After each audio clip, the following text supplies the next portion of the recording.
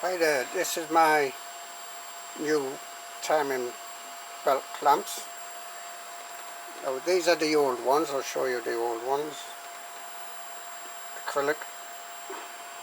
And as you see, these have snapped because the two balls, these are just flat and the two balls are sort of pressing around the timing belt like that and then breaking them when they're tightened up. These I've tried to super glue paper to these, but they're all split and break off.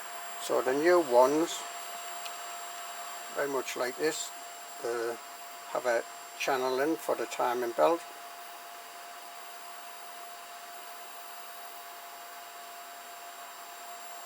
But they also have some like grooves in for the teeth on the timing belt. My teeth are 5mm apart. These also have slots in, a bit of a slot in, so you can tighten them down quite snug. Then you can almost squeeze them together and then do the final tighten once you've got the belt in. So you get them like the belt in, tighten them down, not too tight, just tight enough to hold it in place really. Then you can push this over on the slot and tighten the belt up more, and then finally tighten the bolts down.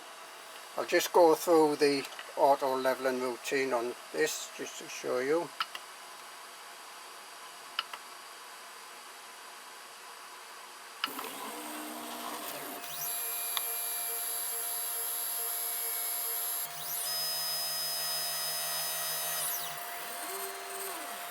So as I say, once you get them tightened down, you do have a bit of movement that you can squeeze them together and then do the final tightening of the bolts there.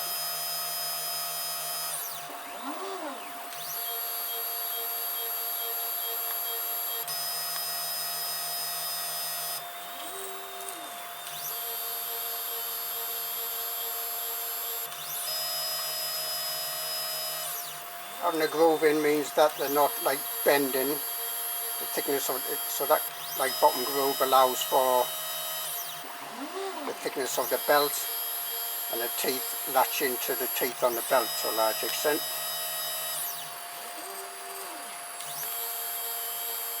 There you go.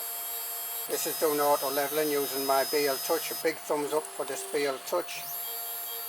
Really good. I notice the pin comes down there and senses the level, so that's a small improvement on this printer.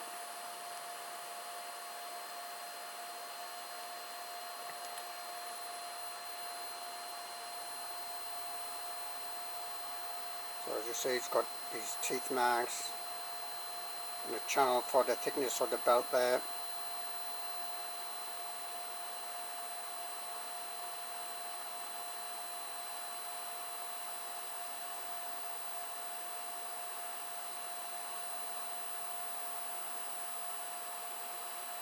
And slots in to give you a bit of flexibility.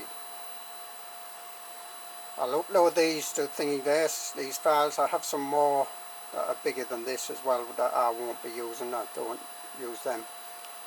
So that's, well, a bit of an improvement, I think.